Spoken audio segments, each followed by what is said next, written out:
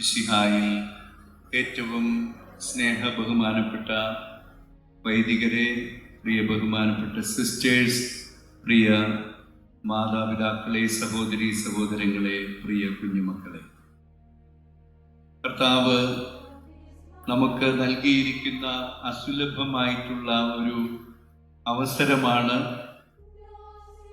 രണ്ടാം ക്രിസ്തു എന്നറിയപ്പെടുന്ന വിശുദ്ധ ഫ്രാൻസിസിന്റെ ആത്മീയതയിൽ വളരുന്നതിന് നമുക്ക് ഒരു വർഷം തന്നെ മാറ്റിവെച്ചിരിക്കുന്നു എന്നുള്ളത്. ഈ ഒരു വർഷത്തിൽ ഈ ഒരു ദിനം നമ്മുടെ ദമിയാനോ ആശ്രമത്തിന്റെ നേതൃത്വത്തിൽ നമ്മളെല്ലാവരും, പ്രത്യേകിച്ച് വേലൂർ ഫൊറോനയിലെ വൈദികരും സിസ്റ്റേഴ്സും അച്ഛന്മാരും എല്ലാം ഇന്നത്തെ ദിനം ഈ ആത്മീയതയിൽ ആഴപ്പെടുന്നതിനുള്ള വലിയ പരിശ്രമത്തിലാണ്.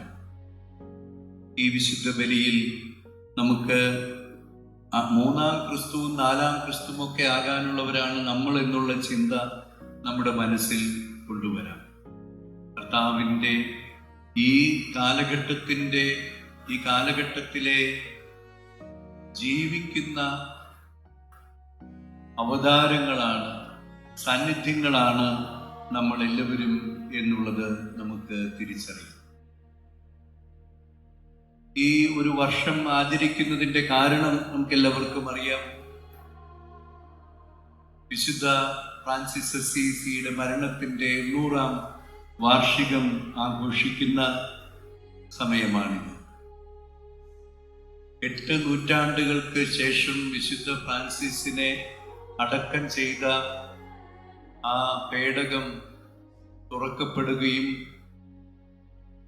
പൊതു വണക്കത്തിന് വയ്ക്കപ്പെടുകയും ചെയ്തു. ദൈവത്തിൻ്റെ അനന്തമായ പരിപാലനയിൽ ആ ദിവസങ്ങളിൽ അവിടെ ഉണ്ടാകുവാനും കഴിഞ്ഞ ഫെബ്രുവരി 11-ാം തീയതി വിശുദ്ധ ഫ്രാൻസിസിന്റെ ഈ തിരുശേഷിപ്പുകൾ ശേഷിക്കുന്നത് ഇല്ലേ, വിശുദ്ധന്റെ ശേഷിപ്പുകൾ അത് കാണുവാനുള്ളൊരു ഭാഗ്യം, വണങ്ങുവാനുള്ളൊരു ഭാഗ്യം എനിക്ക് ലഭിച്ചു. വളരെ ദൈവപരിപാലനം ലഭിച്ചാണ്. ഒരു വർഷത്തിന് മുമ്പൊക്കെ ഓൺലൈനിൽ ബുക്ക് ചെയ്ത് ഇട്ടാണ് ഒരു 10 മിനിറ്റിന് വെച്ച് ഇങ്ങനെ എത്രയോ പേരിങ്ങനെ 500ഓളം പേരോ മറ്റോ ഇങ്ങനെ കടന്നുപോയി. 300ഓളം പേര് ഓരോ 10 മിനിറ്റിലും ഇങ്ങനെ കടന്നു പോവുകയാണ്. ഞാനൊരു ഓൺലൈനിൽ ബുക്ക് ചെയ്തിട്ടുണ്ടായിരുന്നില്ല. പക്ഷേ ഒരാൾക്ക് വരാൻ പറ്റാതെ വന്നപ്പോൾ ആ സ്ഥാനത്തിൽ അതിൽ പങ്കെടുക്കാനായിട്ട് എനിക്ക് സാധിച്ചു. മുടങ്ങിയത് ഒരു കന്യാസ്ത്രീയാണ്. അപ്പോൾ സിസ്റ്ററിൻ്റെ സ്ഥാനത്താണ് ഞാൻ മെത്രാൻ, സിസ്റ്റർമാരുടെ കൂട്ടത്തിൽ ഞാനും കൂടെ ഇങ്ങ് കയറിപ്പോയത്. അതൊരു ദൈവകൃപയായിട്ട് ഞാൻ കാണുകയാണ്. ഞാൻ മെത്രാനായിരുന്ന സമയം മുതൽ പ്രത്യേകിച്ചും ഫ്രാൻസിസിന്റെ മാധ്യസ്ഥ്യം അതിന് സമയം കണ്ടെത്താറുണ്ട്. ഇറ്റലിയിൽ പോകുന്ന അവസരങ്ങളിൽ, വളരെ കുറച്ച് അവസരങ്ങളിൽ ഒഴികെ മിക്കപ്പോഴും 2 ദിവസമെങ്കിലും അസീസിയിൽ ചിലവഴിക്കാറുണ്ട്. അവിടെ എനിക്ക് താമസിക്കാൻ എൻ്റെ ഒരു ക്ലാസ്മേറ്റ് അംഗമായിട്ടൊരു സന്യാസ സമൂഹമുണ്ട്. 1ലും 2ലുമാണ് ഒരുമിച്ച് പഠിച്ചിരിക്കുന്നത്. പക്ഷെ ആ ക്ലാസ്മേറ്റ് സിസ്റ്റർ എനിക്ക് താമസിക്കാനുള്ള സ്ഥലമൊക്കെ അറേഞ്ച് ചെയ്ത് തരും. അങ്ങനെ ഞാൻ അവിടെ പോകും. ഫ്രാൻസിസിന്റെ കബറിടം സ്ഥിതി ചെയ്യുന്ന ആ ബസിലിക്കയേക്കാൾ ഞാൻ പോയി പ്രാർത്ഥിക്കാറുള്ളത്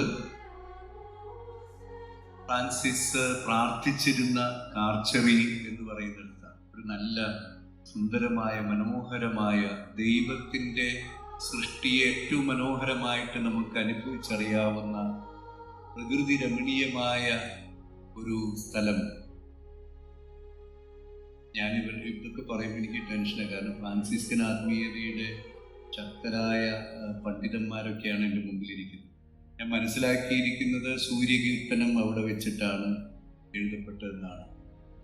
എന്തു തന്നെയായാലും അവിടെ ഒരു കാര്യമുണ്ട്, എത്രയൊക്കെ ബസിലിക്കായിൽ ഒത്തിരി ബഹളമാണ് പലപ്പോഴും. എന്നാൽ ആർച്ചറി എത്ര ബഹളം വെച്ച് നമ്മൾ ചെന്നാലും നമ്മൾ അറിയാതെ ശാന്തരായി പോകും. മാത്രമല്ല, നമ്മൾ കുറച്ച് കഴിയുമ്പോൾ ആത്മീയമായ ഒരു അനുഭൂതിയിലേക്ക് കടക്കുകയും ചെയ്യും. ഫ്രാൻസിസും തൻ്റെ ആദ്യ ശിഷ്യന്മാരും പ്രാർത്ഥിച്ചിരുന്ന കൊച്ചു കൊച്ചു ഗുഹകൾ അവിടെ ഉണ്ട്. അതില് മാസിമോയുടെ ഗുഹയിലാണ് ഞാൻ എല്ലാ പ്രാവശ്യവും പോയിരിക്കുന്നത്. അതെനിക്ക് ഒത്തിരി അനുഭവം നൽകുന്നത് കൊണ്ട് അവിടെ ഇരുന്നാൽ പിന്നെ ഈ ലോകത്തിലെ ഒന്നിനെ കുറിച്ചും നമുക്ക് ചിന്തിക്കാൻ സാധിക്കുകയില്ല. അവിടെ ഒരു കുത്തനെയുള്ളൊരു ഗർത്തത്തിൻ്റെ സൈഡിലുള്ളൊരു ഗുഹയാണ്. അവിടേക്ക് നമ്മൾ ഇറങ്ങി ചെന്ന് കഴിയുമ്പോൾ നമ്മുടെ മുമ്പിൽ ഉള്ളത് തൊട്ടപ്പുറയുള്ള ആ ഒരു ചെരുവിൻ്റെ മരങ്ങളും അതിൽ നിന്നുള്ള വള്ളികളും മാത്രമാണ്. ഞാനിതൊക്കെ പറഞ്ഞത് ഒരുപക്ഷെ വിശുദ്ധ ഫ്രാൻസിസ് ലോകത്തിൽ നിന്ന് ഓടി ഒളിച്ച ഒരു വ്യക്തി അല്ലെന്നാണ് എനിക്ക് തോന്നുന്നത്. വിശുദ്ധ ഫ്രാൻസിസിന്റെ ആത്മീയത ലോകത്തിൽ നിന്നുള്ള ഒളിച്ചോട്ടമല്ല. ഈ ലോകത്തിൽ ജീവിച്ചുകൊണ്ട്, ഈ ലോകത്തിന്റെ സൗന്ദര്യം ആസ്വദിച്ചുകൊണ്ട് ആത്മീയമായ ഒരു വലിയ ഉണർവിലേക്ക് കടന്നു വന്ന വിശുദ്ധനാണ് വിശുദ്ധ ഫ്രാൻസിസ്. വിശുദ്ധ ഫ്രാൻസിസിന്റെ മാനസാന്തരത്തിന് മുമ്പും വിശുദ്ധ ഫ്രാൻസിസ് ലോകത്തെ ഒത്തിരിയേറെ സ്നേഹിച്ചിരുന്നു.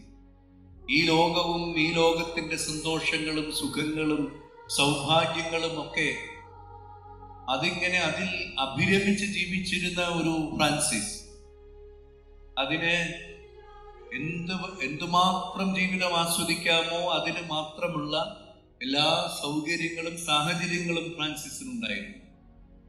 സമ്പത്ത് കൊണ്ടും മറ്റേ എല്ലാവിധ സൗന്ദര്യം കൊണ്ടും ഒക്കെ എല്ലാ കഴിവുകളും ഉണ്ടായിരുന്നു. അനേകം സുഹൃത്തുക്കളെ ആകർഷിക്കാനും അവരൊരുമിച്ച് ഡാൻസും പാട്ടും കൂത്തുമൊക്കെ ആയിട്ട് നടന്നിരുന്ന ഒരു ഫ്രാൻസിസിന്റെ യുവത്വമുണ്ട്. അന്നും ഫ്രാൻസിസ് ഈ ലോകത്തെ സ്നേഹിക്കുക തന്നെയായിരുന്നു. എന്നാൽ ഫ്രാൻസിസ് തന്നെ പറയുന്നത് പോലെ, ഞാൻ അനേകം പേരെ എൻ്റെ ഈ ജീവിത ശൈലിയിലേക്ക് ആകർഷിച്ചു. ഞാൻ പാപം ചെയ്യുകയായിരുന്നു. ഈ ലോകത്തിന്റെ സന്തോഷങ്ങളെയെല്ലാം ഫ്രാൻസിസ് കണ്ടത് അതൊക്കെ എനിക്ക് ഉപയോഗിക്കാനുള്ളതാണ്. എൻ്റെ ആവശ്യത്തിന് വേണ്ടി, എൻ്റെ സുഖത്തിന് വേണ്ടിയാണ് ദൈവം ഈ ലോകം സൃഷ്ടിച്ചിരിക്കുന്നത്. എൻ്റെ സുഖത്തിന് വേണ്ടിയാണ് ഈ സൗന്ദര്യം ഈ ലോകത്തിൽ നൽകിയിരിക്കുന്നത്.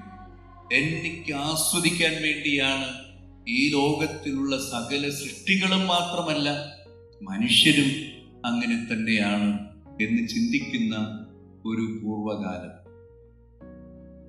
പക്ഷെ നമ്മുടെയൊക്കെ ജീവിതത്തില് ഈ ലോകത്തിൽ നിന്നുള്ള ഒളിച്ചോട്ടം പലപ്പോഴും ഈ ലോകത്തിലെ പാപങ്ങളിൽ നിന്നൊക്കെ മാറാനാണ്. പക്ഷെ ഈ ലോകത്തെ സ്നേഹിക്കാൻ തുടങ്ങിയാലോ, പിന്നെ സ്നേഹിക്കുന്നത് മുഴുവൻ എൻ്റെ ആവശ്യങ്ങൾക്ക് വേണ്ടിയാണ്, എൻ്റെ താല്പര്യത്തിന് വേണ്ടിയാണ്.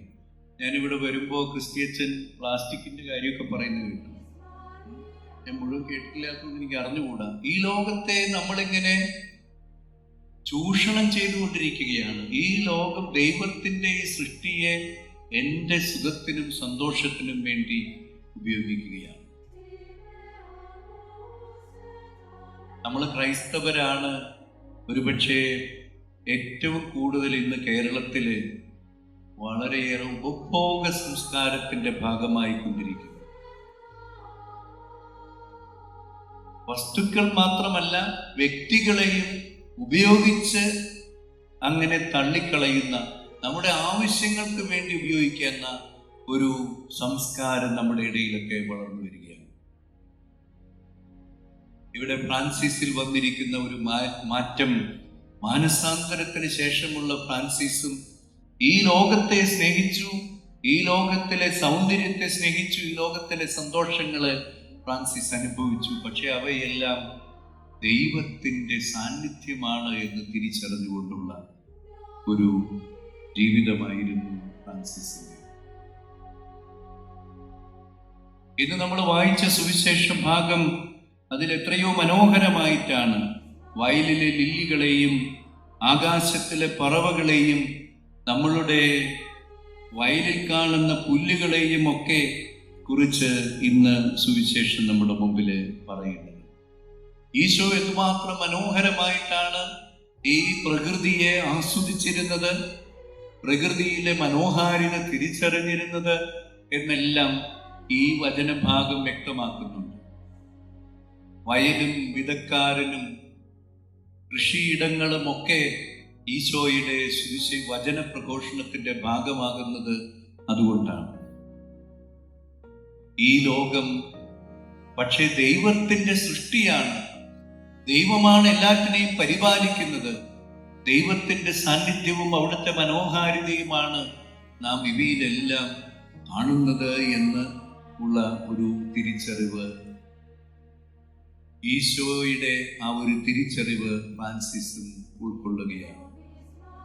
അങ്ങനെ വരുമ്പോൾ ഈ ലോകത്തെയും ഈ ലോകത്തിലുള്ള സകല സൃഷ്ടവസ്തുക്കളെയും മാത്രമല്ല, ദൈവത്തിന്റെ ഛായയിലും സാദൃശ്യത്തിലും സൃഷ്ടിച്ചിരിക്കുന്ന ഓരോ മനുഷ്യരിലും ദൈവത്തിന്റെ വലിയ സ്നേഹം ആസ്വദിച്ച് അനുഭവിക്കുവാനായിട്ട് ഫ്രാൻസിസിന് സാധിച്ചു. ഒരുപക്ഷെ നമ്മളെയും കർത്താവിന് വിളിക്കുന്നത് അപ്രകാരമുള്ള ഒരു ജീവിതത്തിലേക്കാണ്. ഫ്രാൻസിസ് തന്റെ ഉടുതുണി പോലും ഉപേക്ഷിച്ച്, എല്ലാം ഉപേക്ഷിച്ച് ആ മെത്രാന്റെ മുമ്പിൽ തന്നെ പിതാവായ ദൈവത്തിന് സമർപ്പിച്ചപ്പോൾ പിന്നെ ഫ്രാൻസിസിന് സ്വന്തമായിട്ടുള്ള ഒന്നിനെ കുറിച്ചുമുള്ള ആകുലതയില്ല, സ്വന്തമാക്കേണ്ടതിന്റെ യാതൊരു ആവശ്യകതയുമില്ല. ഫ്രാൻസിസ് തനിക്ക് മുമ്പിലുള്ളതെല്ലാം പിതാവിൻ്റെതാണെന്നും ആ പിതാവിൽ നിന്ന് നൽകപ്പെട്ടതാണെന്നുമുള്ള വലിയ സന്തോഷത്തോടു കൂടിയാണ് തുടർന്ന് ജീവിക്കുന്നത്. തുടർന്നങ്ങോട്ട് ഫ്രാൻസിസ് അപ്പോഴും സൗന്ദര്യത്തിൻ്റെ, സുഖത്തിൻ്റെ ഒക്കെ ജീവിതമാണ്. പക്ഷെ അത് പിതാവായ ദൈവത്തിൽ ഉള്ള ഒരു സന്തോഷവും സ്നേഹവും സൗന്ദര്യവും ആസ്വാദനവും ഒക്കെയാണ്. പ്രിയമുള്ളവരെ, ഇത് ഞാൻ നിങ്ങളോട് പറയുമ്പോൾ തീർച്ചയായിട്ടും സഭയുടെ പഠനങ്ങളും പ്രത്യേകിച്ച് ലൗദാത്തോ സി എന്നുള്ള ഫ്രാൻസിസ് മാർപ്പാപ്പയുടെ പ്രബോധനമെല്ലാം ഈ ലോകത്തെയും പ്രകൃതിയെയും നമ്മൾ എന്തുമാത്രം സ്നേഹിക്കണം, എന്തുമാത്രം ആദരിക്കണം, അവയുടെ സംരക്ഷകരാകണം എന്നൊക്കെയുള്ള സഭയുടെ പഠനങ്ങൾ നമ്മുടെ മുമ്പിലുണ്ട്. എന്നാൽ പ്രായോഗികമായിട്ട് നമ്മുടെ ജീവിതത്തിലേക്ക് വരുമ്പോൾ ഇത് ആത്യന്തികമായിട്ട് നാം ഈ ലോകത്തെയും ഈ ലോകത്തിലുള്ള യാഥാർത്ഥ്യങ്ങളെയും നോക്കിക്കാണുന്നതിൽ വരുത്തേണ്ട വലിയൊരു മാറ്റമാണ്. അവിടെയാണ് ഒരു ആത്മീയതയായിട്ട് അത് മാറുന്നത്. ഇതുവരെ ഞാൻ മറ്റുള്ളവരെ നോക്കിയതുപോലെയല്ല, ഇതുവരെ ഞാൻ പ്രകൃതിയെ നോക്കിയതുപോലെയല്ല ഇന്ന് ഞാൻ ലോകത്തെ നോക്കിക്കാണുന്നു. എല്ലായിടത്തും ദൈവത്തിന്റെ സാന്നിധ്യവും അവിടുത്തെ കൃപയുടെ സമൃദ്ധിയും തിരിച്ചറിഞ്ഞുകൊണ്ടുള്ള ഒരു ജീവിതമാണ് അവിടുന്ന് നമ്മിൽ നിന്ന് ആഗ്രഹിക്കുന്നത്. നമ്മുടെ ജീവിതത്തെ മുന്നോട്ട് നയിക്കുന്നത്, നമ്മുടെ പ്രാർത്ഥനകളെ നയിക്കുന്നതൊക്കെ നമ്മുടെ ജീവിതത്തിൽ നമ്മൾ കണ്ടിരിക്കുന്ന സ്വപ്നങ്ങളും നാം ഇട്ടിരിക്കുന്ന പദ്ധതികളുമൊക്കെയാണ്. ഏതാണ്ട് ഞാൻ തന്നെയാണ് എൻ്റെ ജീവിതത്തെ കെട്ടിപ്പടുക്കുന്നത്, എൻ്റെ പദ്ധതികൾക്കാണ് ഞാനും എൻ്റെ കുടുംബവും എൻ്റെ ചുറ്റുമുള്ള ലോകവും കറങ്ങേണ്ടത് എന്ന് ചിന്തിക്കുന്ന ഒരു സ്വാർത്ഥതയുടെ മനോഭാവം, അത് പാപകരമാണ് എന്ന് സഭയും ദൈവവചനവും നമ്മെ ഓർമ്മിപ്പിക്കുന്നുണ്ട്. അതുകൊണ്ടല്ലേ ഫ്രാൻസിസ് മാർപ്പാപ്പ ഈ ലൗദാത്തോ സി എന്ന ചാക്രിക ലേഖനത്തിൽ നമ്മൾ കുമ്പസാരിക്കുമ്പോൾ ഏറ്റുപറയുന്ന പാപങ്ങളെക്കുറിച്ച് സംസാരിക്കുന്നിടത്ത് ദൈവത്തോടും മനുഷ്യനോടും പ്രകൃതിയോടും ഞാൻ ചെയ്തിട്ടുള്ള പാപങ്ങൾ ഏറ്റുപറയണമെന്നാണ്. എവിടെയൊക്കെ ഈ സ്വാർത്ഥതയുടെ നിയന്ത്രണത്തിൽ, എൻ്റെ താല്പര്യങ്ങളുടെ നിയന്ത്രണത്തിൽ വെച്ച് ഞാൻ ഈ പ്രകൃതിയെയും മനുഷ്യനെയും ദൈവത്തെ തന്നെയും നോക്കിക്കാണുന്നെങ്കിൽ അവിടെയൊക്കെ നാം പുനർപരിശോധിക്കേണ്ടതുണ്ട്. ആത്മീയത, നമ്മുടെ പ്രാർത്ഥന പോലും ഈ ഭൗതികമായിട്ടുള്ള ലൗകികമായിട്ടുള്ള ലക്ഷ്യങ്ങൾക്ക് വേണ്ടിയാകുമ്പോൾ അത് പാപകരമാണ് എന്ന് ബെനഡിക്റ്റ് മാർപ്പാപ്പ നമ്മെ പഠിപ്പിക്കുന്നുണ്ട്. അദ്ദേഹം ഉപയോഗിച്ച വാക്ക് വീണ്ടും ഫ്രാൻസിസ് മാർപ്പാപ്പയും ആവർത്തിക്കുന്നുണ്ട്. സ്പിരിച്വൽ വേൾഡ്ലിനെസ് എന്നാണ് അദ്ദേഹം പറയുന്നത്. ഒരു ആത്മീയ ലൗകികത. അതെന്താണ് ഈ ആത്മീയ ലൗകികത? ഞാൻ ആത്മീയ മനുഷ്യനാണ്, ആത്മീയമായ കാര്യങ്ങളിലൊക്കെ ഒത്തിരിയേറെ സമയം ചെലവഴിക്കുന്നുണ്ട്. പക്ഷെ അതിലൂടെയൊക്കെ ലൗകികമായ ഈ ലോകത്തിൻ്റെതായ നേട്ടങ്ങൾ കൈവരിക്കുന്നതിന് വേണ്ടിയാണ് ഞാൻ പരിശ്രമിക്കുന്നതെങ്കിൽ അത് എന്നിലെ സ്വാർത്ഥതയാണ്. എൻ്റെ ആത്മീയത പിതാവായ ദൈവത്തിന്റെ മുമ്പിൽ ദൈവമക്കൾക്കടുത്ത സ്വാതന്ത്ര്യത്തോടുകൂടെ ഏറ്റവും ദൈവത്തിൽ ആശ്രയിച്ചുകൊണ്ട് നിലനിൽക്കുക, ആയിരിക്കുക, സന്തോഷം കണ്ടെത്തുക എന്നുള്ളതാണ്. ഞാൻ മനുഷ്യരെയും ലോകത്തെയും നോക്കിക്കാണുന്നത് ഇതേ ദൈവിക പദ്ധതിയിൽ, ദൈവത്തിന്റെ സാന്നിധ്യത്തിലാണ്. അങ്ങനെയുള്ള ഒരു തുറന്ന വിശാലമായ ഒരു ആത്മീയതയിലേക്ക് കർത്താവ് നമ്മെ ക്ഷണിക്കുന്നുണ്ട്. അങ്ങനെ വരുമ്പോൾ ഈ ഒരു ആത്മീയതയാണ് ഫ്രാൻസിസിനെ വിശ്വസാഹോദര്യത്തിലേക്ക് നയിക്കുന്നത്. എല്ലാവരും സഹോദരരാണ് എന്ന് ഓർമ്മിപ്പിക്കുന്നത്. ഫ്രatelli tutti, എല്ലാവരും സഹോദരൻ. അത് ക്രൈസ്തവനായാലും മുസ്ലിമായാലും ഹിന്ദുവായാലും എല്ലാ മനുഷ്യരും ദൈവത്തിന്റെ ഛായയിലും സാദൃശ്യത്തിലും സൃഷ്ടിക്കപ്പെട്ടവരാണ് എന്ന് ഉൽപ്പത്തി പുസ്തകത്തിന്റെ ആരംഭത്തിൽ തന്നെ സൃഷ്ടി വിവരണത്തിൽ നമ്മളെ കർത്താവ് ഓർമ്മിപ്പിക്കുന്നുണ്ട്. അങ്ങനെയെങ്കിൽ നമ്മളെല്ലാവരും ഒരേ പിതാവിന്റെ മക്കളും എല്ലാവരും പരസ്പരം സഹോദരങ്ങളുമാണ് എന്നുള്ള ഒരു ഓർമ്മപ്പെടുത്തലാണ്. ഈ സാഹോദര്യത്തിന്റെ ഒരു അനുഭവം, അതാണ് സുവിശേഷം മുഴുവൻ നമ്മൾ കണ്ടുമുട്ടുന്നത്. ഈശോ തൻ്റെ സഭ സ്ഥാപിച്ചത് ഏതെങ്കിലും ഒരു പുസ്തകം എഴുതിയിട്ടല്ല, ഏതെങ്കിലും ഒരു ശിഷ്യന് രഹസ്യമായിട്ട് തൻ്റെ ചിന്തകൾ പകർന്നു കൊടുത്തിട്ടല്ല, മറിച്ച് അവിടുന്ന് തൻ്റെ ദൈവരാജ്യം സ്ഥാപിച്ചത് സാഹോദര്യത്തിലാണ്. അപ്പസ്തോലന്മാരാകുന്ന ആ ഒരു കൂട്ടായ്മയിൽ 72 ശിഷ്യന്മാരാകുന്ന അതിനേക്കാൾ വിശാലമായിട്ടുള്ള കൂട്ടായ്മയിൽ ചെറുതും വലുതുമായിട്ടുള്ള ഈ സാഹോദര്യത്തിന്റെ ആ അന്തരീക്ഷത്തിലാണ് കർത്താവിന്റെ സുവിശേഷവും അവിടുത്തെ ദൈവരാജ്യവും പ്രഘോഷിക്കപ്പെട്ടിരിക്കുന്നത്. അങ്ങനെയെങ്കിൽ ഈ ഫ്രാൻസിസിന്റെ ആത്മീയതയും ക്രിസ്തുവിന്റെ ആത്മീയതയിൽ നിന്ന് ഉളവായിട്ടുള്ള ഈ ഫ്രാൻസിസിന്റെ ആത്മീയത നമ്മെ ക്ഷണിക്കുന്നത് ഈശോയുടെ ഈ വലിയ സാഹോദര്യമാണ് സഭയെന്ന് തിരിച്ചറിയുവാൻ, ദൈവരാജ്യം എന്ന് മനസ്സിലാക്കുവാൻ, അങ്ങനെയുള്ള ഒരു സാഹോദര്യത്തിന്റെ സന്തോഷം അനുഭവിക്കുന്നവരായിട്ട് തീരുവാൻ കർത്താവ് നമ്മെ ക്ഷണിക്കുന്നുണ്ട്. ഉയർപ്പിന്റെ ആ ഒരു അരൂപിയിലാണല്ലോ നമ്മൾ ആരാധനക്രമത്തിൽ മുന്നോട്ട് പോകുന്നത്. ഈ ഉയർപ്പിന്റെ ആദ്യ അനുഭവം ലഭിച്ച മഗ്ദലന മറിയത്തോട് ഈശോ പറഞ്ഞത് എന്താണ്? നീ എൻ്റെ സഹോദരങ്ങളുടെ അടുത്തേക്ക് പോകും. ഈ സാഹോദര്യത്തിലേക്ക് കടന്നു ചെല്ലുക. അവൾക്ക് വലിയ അനുഭവമാണ് ലഭിച്ചിരിക്കുന്നത്. പക്ഷെ അത് ഒറ്റയ്ക്കുള്ള ഒരു സാക്ഷ്യമായിട്ട് അവസാനിക്കാൻ കർത്താവ് ആഗ്രഹിച്ചില്ല. അപ്പസ്തോലന്മാരുടെ ആ സാഹോദര്യത്തിലേക്ക്, ആ കൂട്ടായ്മയിലേക്ക്, ആ കൂട്ടായ്മയുടെ മടിത്തട്ടിൽ വിശ്വാസം ജീവിക്കുന്ന ആ സന്തോഷകരമായിട്ടുള്ള അനുഭവമായിട്ട് നമ്മളുടെ ഓരോ ഇടവകകളും മാറും. വേലൂര് കൊറോനയിൽ നിന്ന് വിവിധ ഇടവകകളിൽ നിന്നുള്ളവരാണ് നമ്മളെങ്കിൽ എന്തുമാത്രം നമ്മളുടെ ഇടവക കൂട്ടായ്മയിൽ ഈ സാഹോദര്യം അനുഭവിക്കാൻ നമുക്ക് സാധിച്ചിട്ടുണ്ട്. കുടുംബ കൂട്ടായ്മയിലേക്ക് പോകുന്നത് ആരുടെയെങ്കിലും നിർബന്ധം മൂലമാണോ, അതോ ഈശോയുടെ ഈ സാഹോദര്യം, ആ പിതാവിന്റെ പുത്രനായിട്ട് കർത്താവ് തിരഞ്ഞെടുത്ത മക്കൾ ഒരുമിച്ച് ചേരുന്ന ഒരു സാഹോദര്യം, അത് അനുഭവിച്ചറിയാൻ വേണ്ടി ഞാൻ പോകുന്നു. ഓരോ വിശുദ്ധ കുർബാനയിൽ ഞാൻ പങ്കെടുക്കുമ്പോഴും അവിടെ അർപ്പിക്കപ്പെടുന്ന അപ്പത്തിനോടും വീഞ്ഞിനോടും ചേർന്ന് ഞാനും ക്രിസ്തുവിന്റെ ശരീരമായി തീരുന്നു.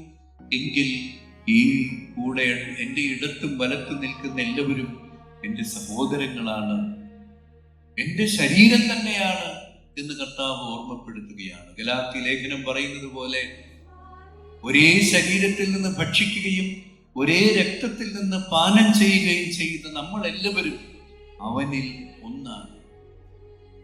ഈ ഒരു സാഹോദര്യത്തിന്റെ ഏറ്റവും റാഡിക്കലായിട്ട് ജീവിക്കുന്ന ഒരു അനുഭവമായിരിക്കണം നമ്മളുടെ ഓരോ ഇടവക കൂട്ടായ്മകളും, ഓരോ ഒത്തുചേരലുകളും അപ്രകാരമുള്ള അനുഭവത്തിലേക്ക് കടന്നു വരണം.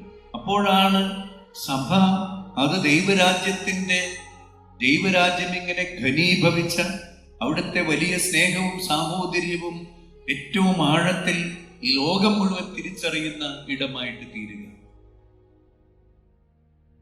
ഞാനിത് പറയുമ്പോൾ പലരും ചിന്തിക്കും, ഇതൊക്കെ സാധിക്കുമോ, ഇതൊക്കെ എങ്ങനെയാ പറ്റുന്നത് എന്നൊക്കെ ചിന്തിക്കുന്നുണ്ട്. അവിടെ സഭ നമുക്ക് നൽകുന്ന മാതൃകയാണ് സന്യാസ സമൂഹങ്ങൾ. ഞങ്ങൾ ഈ ലോകത്തിൽ ജീവിക്കുന്നവര്, ഞാൻ ഉൾപ്പെടെ, എന്നെ വിളിക്കുന്നത് സെക്യുലർ പ്രീസ്റ്റ് എന്നാണ്, ലൗകികരായ വൈദികരാണ്. ഞങ്ങളൊക്കെ ഇങ്ങനെ ഈ ലോകത്തിൽ ഞങ്ങൾ എങ്ങനെ സാഹോദര്യത്തിൽ ജീവിക്കണം എന്ന് ചിന്തിക്കുമ്പോൾ ഞങ്ങൾക്ക് എത്തി നോക്കാനുള്ള ഇടമാണ് സന്യാസ സാഹോദര്യം. ആ സന്യാസ സാഹോദര്യം ഫ്രാൻസിസ് അസീസിയുടെ ചൈതന്യത്തിൽ ജീവിക്കുന്ന ഒരാശ്രമത്തിന്റെ തണലിലാണ് നമ്മൾ ഇപ്പോൾ നിൽക്കുന്നത്. ഈ ഫ്രാൻസിസ്കൻ ആത്മീയത പിന്തുടരുന്ന ഒത്തിരിയേറെ സന്യാസ സമൂഹങ്ങള് നമ്മുടെ ചുറ്റുമുണ്ട്. ഇവിടെയുള്ള ഫ്രാൻസിസ്കൻ ക്ലാരിസ്റ്റ് തുടങ്ങി വിവിധങ്ങളായിട്ടുള്ള സന്യാസ സമൂഹങ്ങൾ ഈ ക്രിസ്തുവിന്റെ സാഹോദര്യ ദർശനം അതിന്റെ പൂർണ്ണതയിൽ ഏറ്റെടുത്ത് ഈ സാഹോദര്യം എൻ്റെ കൂടപ്പിറപ്പിനെ അങ്ങനെ കണ്ടുകൊണ്ടുള്ള ഒരു ശൈലി, ഒരു ജീവിത ശൈലി, അത് ജീവിക്കുന്ന ഫ്രാൻസിസ്കൻ ആത്മീയത അത് ഏറ്റെടുത്തിരിക്കുന്ന ഫ്രാൻസിസ്കൻ മൂന്നാം സഭയിലുള്ളവരെയൊക്കെ ഇവിടെ ഞാൻ കാണുന്നുണ്ട്. ഫ്രാൻസിസ്കൻ അൽമായ മുന്നേറ്റങ്ങൾ എല്ലാവരും ഇത് നമ്മെ ഓർമ്മപ്പെടുത്തുകയാണ്. പരസ്പരം സഹോദരരെന്ന് നമ്മൾ വിളിക്കുന്നു. കാരണം യേശു ക്രിസ്തുവിൽ നാം എല്ലാവരും സഹോദരരാണ്. ഈ സാഹോദര്യത്തിന്റെ ആ ഒരു സുഖം അനുഭവിക്കാൻ നമുക്ക് സാധിക്കട്ടെ. വിശുദ്ധ ചാവറ പിതാവ് ഈ സഹോദരൻ എന്നതിനേക്കാൾ അദ്ദേഹത്തിന്റെ ഗ്രന്ഥങ്ങളിലൊക്കെ വിളിക്കുന്നത് കൂടപ്പിറപ്പുകൾ എന്ന്. വാസ്തവത്തില് സഹോദരൻ എന്ന വാക്ക് തന്നെയാണ്. എന്താണ് സഹോദരൻ? ഒരു ഉദരത്തിൽ പിറന്നവർ. ഞാനും എൻ്റെ പെങ്ങളും ഒരേ ഉദരത്തിൽ, എൻ്റെ അമ്മയുടെ ഉദരത്തിൽ പിറന്നാണ്. അതിന് താഴെ 3 പേര് വേറെ. കൂടപ്പിറപ്പ്, കൂടെ പിറന്നവർ.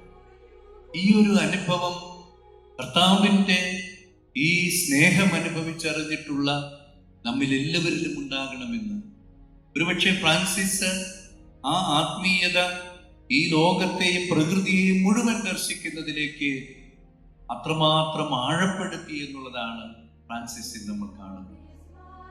സഹോദരൻ സൂര്യനും അല്ലെ, സഹോദരി ചന്ദ്രൻ അല്ലെ, അങ്ങനെ ഈ പ്രകൃതിയിലുള്ള എല്ലാറ്റിനെയും സഹോദരനായിട്ട് കാണാൻ ഫ്രാൻസിസിന് സാധിച്ചത് ഇതിനെല്ലാറ്റിനെയും പൊതിഞ്ഞു നിൽക്കുന്ന വലിയ പിതാവിന്റെ സ്നേഹത്തിന്റെ ആ നിറവാണ്, സ്നേഹത്തിന്റെ സ്ഫുരണമാണ്.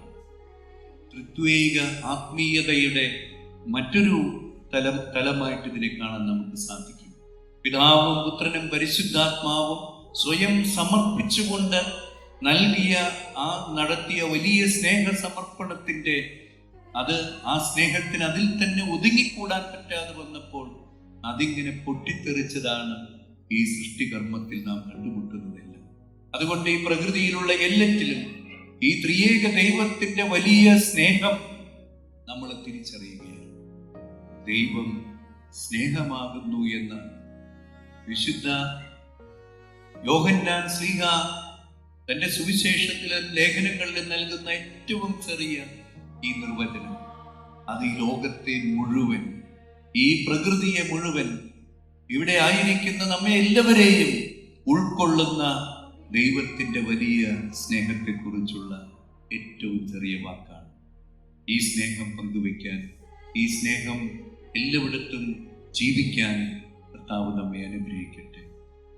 ഈ ഉദരം ഏതാണ്? അപ്പോൾ ഒരേ അമ്മയുടെ ഉദരത്തിൽ, അത് സഭാപിതാക്കന്മാര് നമ്മെ ഓർമ്മപ്പെടുത്തുന്നത്, വിശുദ്ധ അഗസ്റ്റിനടക്കം പഠിപ്പിക്കുന്നത്, അത് സഭയാകുന്ന ഉദരം. കർത്താവ് ശിരസ്സും നാം എല്ലാവരും അവയവങ്ങളായിട്ടുള്ള സഭയുടെ ഉദരത്തിലാണ് നമ്മൾ ഈ യേശു സാഹോദര്യം അതിൻ്റെ ആഴത്തിൽ അനുഭവിച്ചറിയുന്നത്. യൂത്തേരിസ് മാത്രിസ് എക്ലേസിയെ എന്നാണ് വിശുദ്ധ അഗസ്തീനോസ് അതിനെ വിളിക്കുന്നത്. The womb of the mother church എന്നുള്ള, നമ്മൾ ജീവിക്കുന്ന, നമ്മൾ പരസ്പരം സ്നേഹം പങ്കുവെക്കുന്ന ഇടം, അത് സഭയുടെ ഉദരമാണ്. അവിടെയാണ് ഫ്രാൻസിസ് കുറച്ച് സമയമെടുത്ത് മനസ്സിലാക്കിയ ഒരു യാഥാർത്ഥ്യം. Francis built my church. Francis വിചാരിച്ചു അവിടെ പൊട്ടിക്കിടക്കുന്ന സാന്താമിയാനോ ഈ ആശ്രമമല്ല, അവിടെ അസീസിയിലെ ആ പള്ളിയാണ് നവീകരിക്കാൻ ദൈവം ആവശ്യപ്പെടുന്നത്. കല്ല് പെറുക്കി വെച്ചവൻ അത് പടുത്തുയർത്തി. അത് കഴിഞ്ഞിട്ടും കൃത്യമായിട്ടുള്ള ഉത്തരം കിട്ടാതെ വന്നപ്പോൾ അടുത്തുള്ള പള്ളികളൊക്കെ നവീകരിക്കാൻ ഫ്രാൻസിസ് ഇറങ്ങി പുറപ്പെട്ടു. അവന്റെ ആ ആത്മീയതയിൽ വളർന്നപ്പോൾ അവൻ തിരിച്ചറിഞ്ഞു, കർത്താവ് ആഗ്രഹിക്കുന്നത് സഭയെ നവീകരിക്കുക എന്നുള്ളതാണ്. ഈ സഭയുടെ നവീകരണത്തിനായിട്ട് ഈ രണ്ടാം ക്രിസ്തു ഇറങ്ങി പുറപ്പെടുന്നത് ഒരു പുതിയൊരു സംസ്കാരം സൃഷ്ടിച്ചുകൊണ്ടാണ്. ഈശോയുടെ സ്നേഹത്തിന്റെ ആ ഒരു സംസ്കാരത്തിന്റെ അതിങ്ങനെ കത്തിപ്പടരുന്ന ഒന്നായിട്ട്, ഈ ലോകത്തിന്റെ അതിർത്തികൾ വരെ പടരുന്ന ഒന്നായിട്ട് മാറുകയാണ്. അതിൻ്റെ പിൻതലമുറക്കാരാണ് നമ്മൾ ഓരോരുത്തരും. നമുക്ക് സഭയുടെ ഉദരത്തിൽ സ്നേഹമായിക്കൊണ്ട് സഭയെ നവീകരിക്കാൻ ഉള്ള ആ ഫ്രാൻസിസിന്റെ ദൗത്യം ഈ കാലഘട്ടത്തിൽ ഏറ്റെടുക്കും. സഭയുടെ ഉദരത്തിലായിരുന്നു. ഞാനിങ്ങോട്ട് ആൾക്കാരിലേക്ക് കയറുമ്പോൾ ഡേവിഡ് അച്ഛനും കൂടെ ഇടപെട്ട ഒരു സന്യാസ സമൂഹത്തിന്റെ ഒരു വിഷയത്തെ കുറിച്ച് സംസാരിക്കുക. ഈ ഉദരത്തിലാണെങ്കിലും ഉദരത്തിലല്ലാത്തതുപോലെ ആത്മീയതയൊക്കെ ഇങ്ങനെ വളർത്തിയെടുക്കാൻ ശ്രമിക്കുമ്പോൾ അത് യൂട്രസ് ക്യാൻസർ ആയിട്ട് മാറും. അങ്ങനെയുള്ളത് ഒന്നും സംഭവിക്കാൻ ഇടവരുത്തരുത്. കേരളത്തിലെ ആത്മീയ മുന്നേറ്റങ്ങൾക്ക് യാതൊരു ക്ഷാമവുമില്ല. പക്ഷെ ചിലപ്പോഴെങ്കിലും അത് ഈ സഭയുടെ ഉദരത്തിന് പുറത്ത് ഉള്ളതായിട്ട് മാറുകയാണ്. അടുത്തയാഴ്ച നമ്മുടെ തൃശ്ശൂര് ശക്തൻ തമ്പുരാൻ ഗ്രൗണ്ടിൽ വലിയ ഒരു മുന്നേറ്റം മാതാവിന്റെ പേരിൽ, പരിശുദ്ധാത്മാവിന്റെ പേരിലൊക്കെ നടക്കുന്നുണ്ട്. പരിശുദ്ധ അമ്മയുടെ പേരിലും പരിശുദ്ധാത്മാവിന്റെ പേരിലൊക്കെ അല്ലേ എന്ന് വിചാരിച്ച് നമ്മളെല്ലാവരും അവിടെ ഓടിക്കൂടും. പക്ഷെ അത് സഭയ്ക്ക് പുറത്തുള്ള ഒരു പ്രസ്ഥാനമാണ്. സ്പിരിറ്റ് ഇൻ ജീസസ് എന്ന് സഭയുമായിട്ട് ഇങ്ങനെ മറുതലിച്ചു നിൽക്കുന്ന ഒരു ഗ്രൂപ്പാണ്. ഇതുപോലെയുള്ള വ്യത്യസ്തങ്ങളായിട്ടുള്ള ആ മൂവ്മെന്റുകളുടെ ഒക്കെ പുറകിലേക്ക് നോക്കിയാൽ എവിടെയൊക്കെയോ സ്വാർത്ഥതയുടെ ഒരു എലമെന്റ് കാണും. കേരളത്തിൽ കരിസ്മാറ്റിക് മൂവ്മെന്റ് അതിൻ്റെ ഗോൾഡൻ ജൂബിലി ആഘോഷിക്കുന്ന വർഷമാണിത്. ഈ ഗോൾഡൻ ജൂബിലിയുടെ കാലഘട്ടത്തിൽ ഈ കഴിഞ്ഞ 50 വർഷങ്ങൾ പരിശോധിക്കുമ്പോൾ കൃപയുടെ നിറവുണ്ടായിരുന്ന, വലിയ ആത്മീയതയുടെ സമൃദ്ധി സഭയിൽ പങ്കുവെച്ചിട്ടുള്ള എത്രയോ ഗുരുക്കന്മാരാണ്, പ്രഘോഷകരാണ് ഈ വിശ്വാസത്തിൽ നിന്ന് വിട്ടുപോയത്.